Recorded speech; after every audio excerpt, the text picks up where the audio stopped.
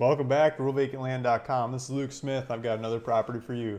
This is in San Bernardino County, California. It's only 5 miles from the Colorado River. It's like, what was it? It's not very far from Lake Havasu. It's kind of in between Lake Havasu and Laughlin and Needles is right there. So I'll show you some maps and I'll show you some prices and I'll show you why this is the cheapest one in the area and see if this is the right property for you. So let's jump into it. I'm going to go into my website, RealVacantLand.com. Here we got RealVacantLand.com in the background, and there's links to this. You can pull this website up and by going to the description of this video and hitting the link to go here. So this is 30-acre property. It's kind of like like it should have been a 4-acre property, but someone sold 10 acres off the corner. You know, the northeast corner is missing, so it's like 40 with 10 acres missing. So it's, I mean, you could probably do the same thing. You could probably split it up and sell off the pieces if you wanted, but I mean, this area, 30 acres is a good sized piece of property, so I'd probably just keep it the way it is. I'm only asking $5,999 for this. It's just under $6,000, so $5,999. You could put that on a credit card or debit card, or use your banking account information if you want to go for it. There's an online checkout. First, let's take a look at this thing. I just got the maps on here. Let's pull up the map. So there's a railroad track just a little bit south of here. It looks like there's an actual train on the track when the satellite went by. There's a little wash in between this track and the property. There's two tracks from the back. One guy was looking at it, said there's some tracks you come in from the north, but you can drive across this wash here in the south. There's a bunch of trails going through here. If you zoom in on the satellite picture, there's 2 tracks all over the place. I mean, they're on the property, they're in the stream. As soon as I say that, I'm not seeing them, but I've seen them in the past here. I know you can drive this country, you can drive through here, and people drive around on the property. You just got to have the gusto to get out there and go for it. I think this kind of property is for the kind of person that's willing to go drive out in the desert and boondock it, have fun. You know, take your toys out here, your dirt bike, your 4-wheeler, your Baja Rally style truck, and just go out there and play with it. No one's going to come bother you. You can make all the noise you want in the world. It's not like you're going to outdo the train. You know, just go do it. Shoot your guns, shoot the fireworks, have a bonfire, blow stuff up, play with some dynamite, rocket launchers, whatever kind of toys you got. There's a helicopter going by. And just have fun with it. So there's a highway over here. We could let's pull this map up. So it's a 95. Highway 95 goes north and south through here. If we go north, it goes up to Las Vegas. If we go south, it goes down to Mexico. And it skips through on the 40. So we've got Highway 40, Interstate 40 just south. So the 95 joins up with the 40 and does a little jump across the border over in Arizona and then keeps going south. I think, or does it? No, it stays on the California side. I've had some properties down the California side of the 95. Yeah, so the 95 stays on the California side and it jumps off. Yeah, I've had properties down the couple different sides of that one in the past. Sorry, I'm getting lost, but back to it. So to the north, we've got a bunch of nature. I don't know the name of that. I think it's Bureau Land Management, though. Dead Mountains Wilderness Area. That sounds like fun.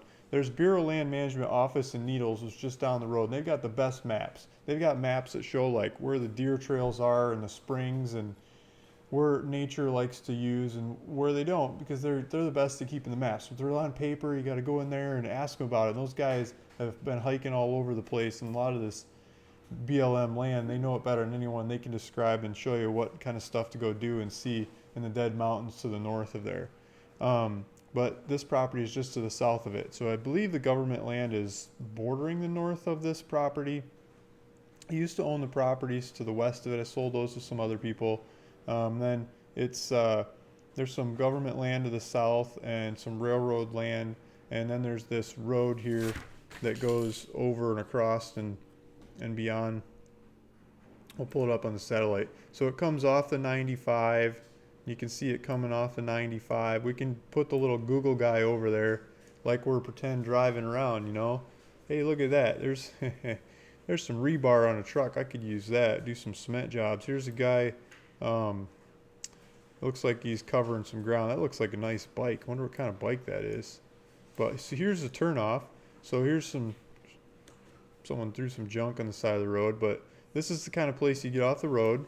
And then here's a gravel trail. This is the kind of trail that goes over to the property. And see these mountains up here in the background? Those are the Dead Mountains.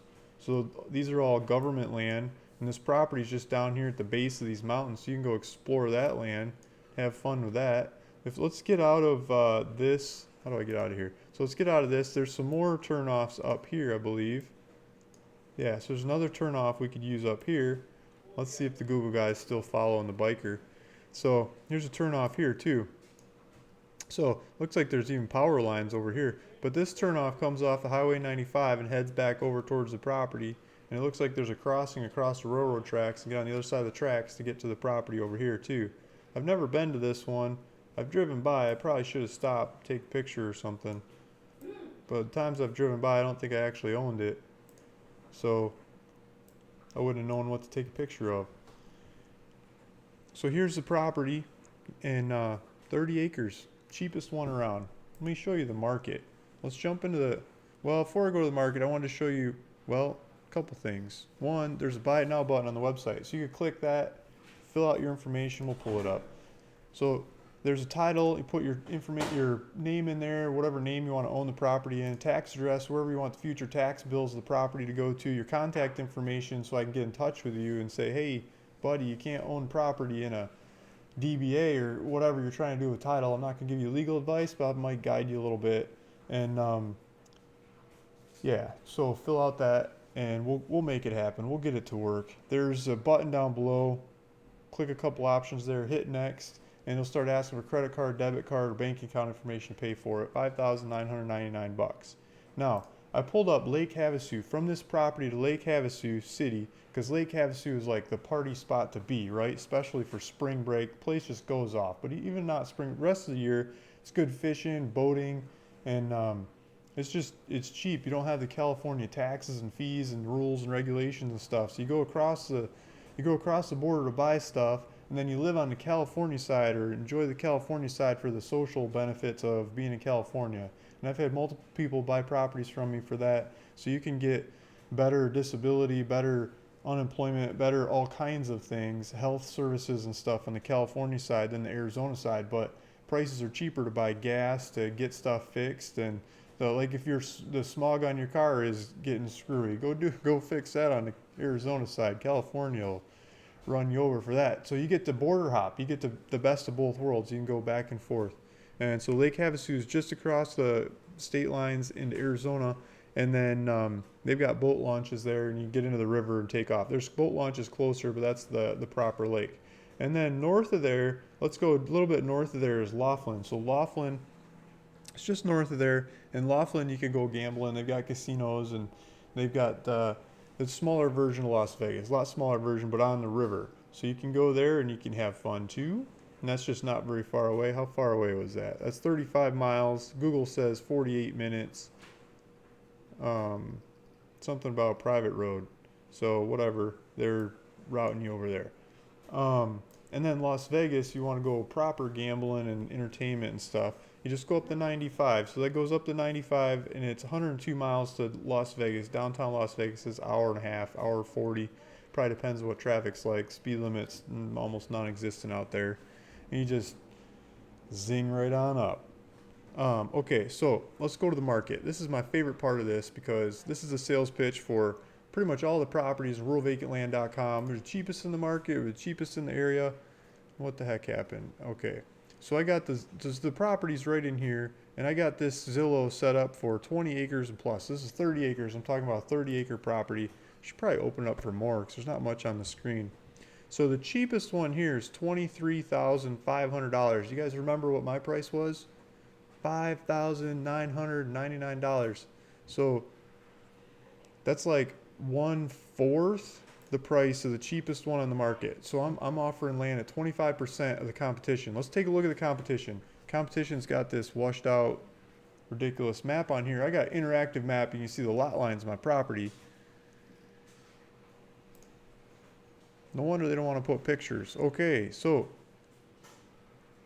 there's a picture of the competition. This thing is, I mean, it's just a gray blob. And it says there's no access. And not exactly sure where this is. I don't know what they're trying to do here on this map. just this zoning of the area. Um, I don't know where this thing is. So, yeah, these pictures don't help. Or maybe they got a map. There's a map here next to the highway, but it says it's not. It's just pictures show it, and there's nothing around. So, yeah, good luck finding that one. Maybe that's why it's been up for sale for so long. No one bought it, and was looking at it and stuff. Colorado River area, but they're asking 4 times the price, and they got 2/3 as much land as mine. So I got 30 acres versus their 20 acres. I'm asking 5,999. They're asking 23,500. So I don't even think that's fair. Next cheapest one out there's 26,000. This story goes on. Maybe this one will have access. The last one didn't even have access. This one, yeah, there's a road over there, but this one's smaller and $26,000.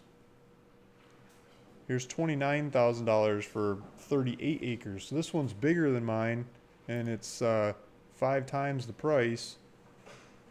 This one has open zoning, been surveyed and staked, also comes with water rights, property is not in a flood zone.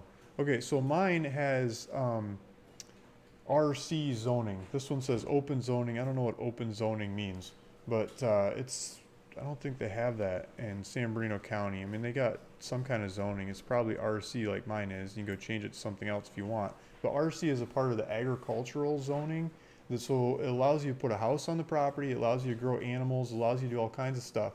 Unlike residential zoning, where you have to like fit the residential codes, agricultural zoning, there's a bunch of lobbyists behind the farmers groups that say, we want migrant labor, we want people to come in and work on our property for like next to no pay and horrible place to stay, and we don't want any rules and regulations to tell us not to.